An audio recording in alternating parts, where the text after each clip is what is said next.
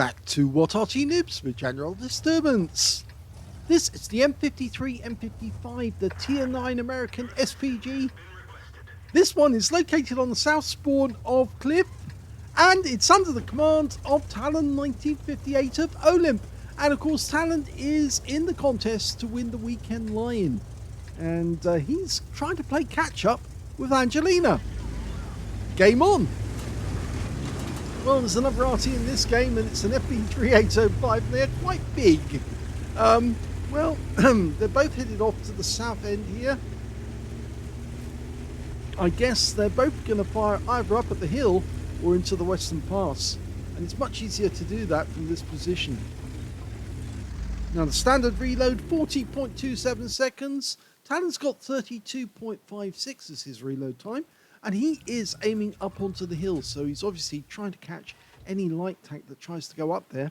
They're going to get a nasty surprise, because the moment they pass that rock, yes, he's going to let loose an 8-inch howitzer shell, which is going to devastate their little light tank. And it's a Leopard prototype, and he does get hit, but he doesn't go up the hill. He's actually thinking about it. Rounds out.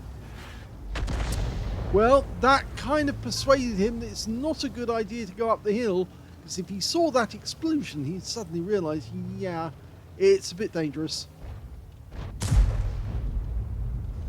And, oh, he did go up the hill. Naughty.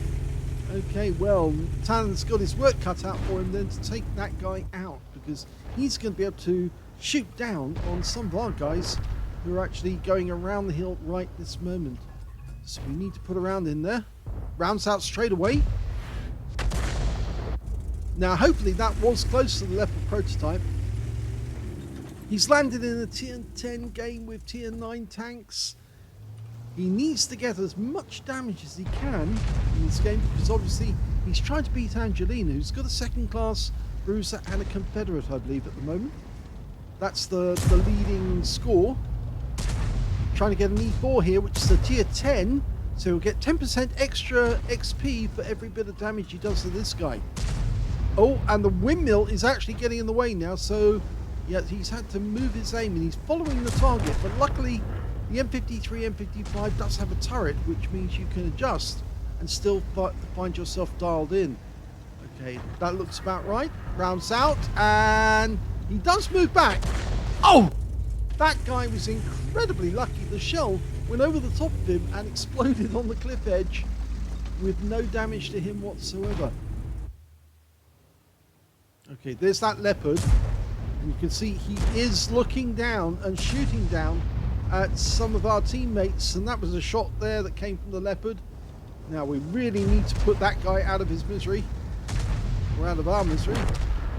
And we lose the 430. He was taken out by the enemy 60 TP. Okay, he's going to go for the E4 again. And he did get a critical hit this time. I think the FP3805 actually got the direct hit. Okay,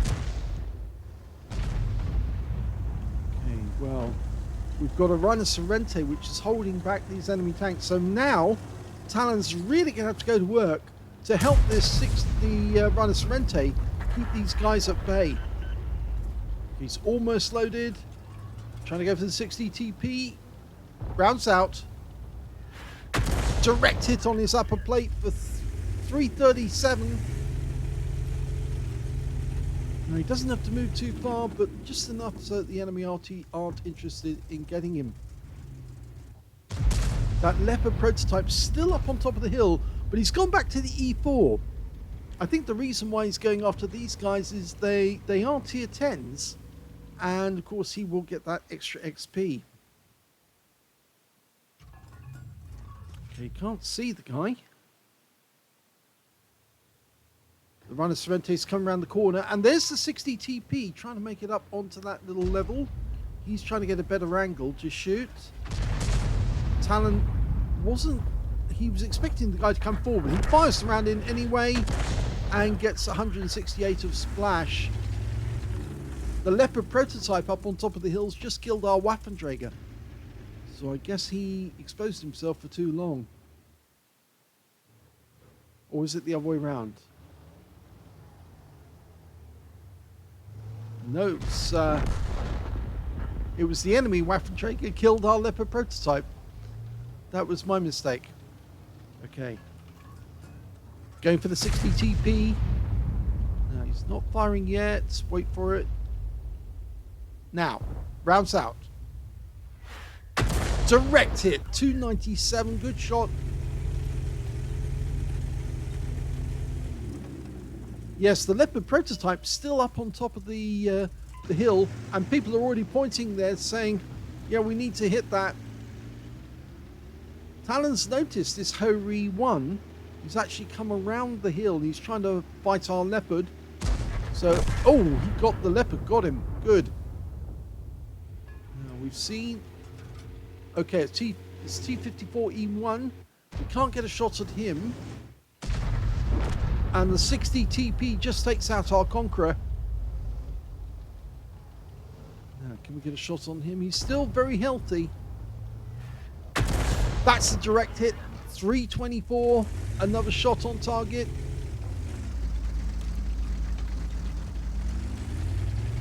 That Leopard is still up on top of the hill. And people are indicating they want that guy dealt with. I think they're receiving a lot of fire from that guy. In fact, we got two tanks trying to go up there, including an FV4005, the Heshbon, and the Viz-55. So they're both getting really frustrated with this Leopard. If we can put a shell in there, that might actually give them the chance to get the kill on him. Okay. Ready? Rounds out. And... well, it damaged him. It tracked him. And I think we might be about to pick up a load of stun assist. Well, the Viz-55 did kill the Leopard prototype, so he has gone down. Okay, the next target is a different Leopard prototype. You can see he just got hit by the FV3805, and the runner, Sorrente, just absolutely nuked him. Okay, we're dialing in on 60 TP. We've hit this guy quite a few times in the past. Rounds out. Another direct hit. This time it's only 106. Must have hit the hard armor.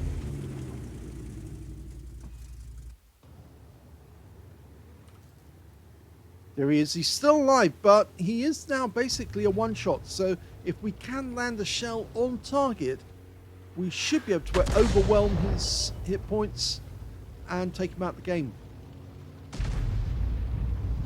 We need a direct hit to do it, though. Oh, he's gone. And in fact, now there's only 5 enemies left. There's the Skoda. He was just backing up to the edge of the cliff. If he's not careful, he'll go right over the edge. It's the Skoda T50. There he is. Okay, lining up the shots. Rounds out. Well, it landed behind him, but he did get duped by the Heshbon from on top of the hill. And the good news, we did get the stun assist off that one, 488. And now Talon's moving to try and get to a better position because there's only 4 enemies left and he wants to get some damage on them.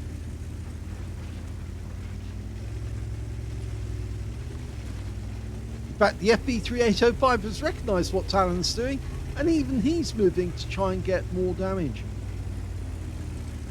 The enemy's about to lose their 60 TP. He's gone. That means now all the enemy's got is a Waffenträger, an FV3805 and an M53, M55.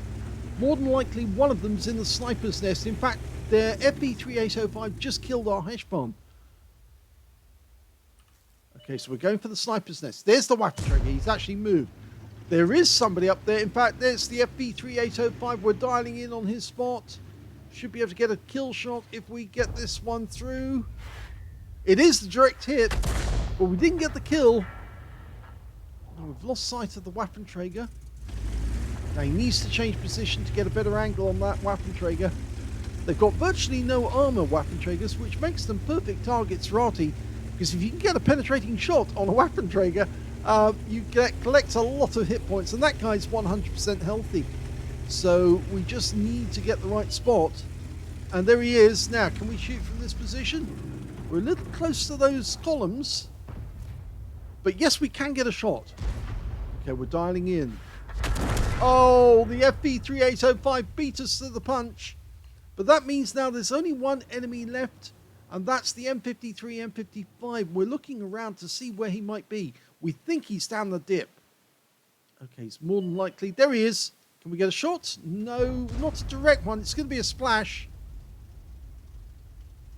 Oh, what happened to the shell? I think we hit the columns. I think we did hit the columns, but the last enemy's dead. And that's the end of the game. It's a victory for Talon. Here's the end of battle results, and that was a second-class tanker for talon1958 in the M53, M55. He got a bruiser medal for getting at least 5 critical hits. In fact, he got 8 in that one. And he also got a Confederate as well for hitting more of the enemy than anyone else on his team. In fact, he didn't get a kill in that game, but that certainly helped him to actually get the Confederate medal. His win rate from the game was 1,833.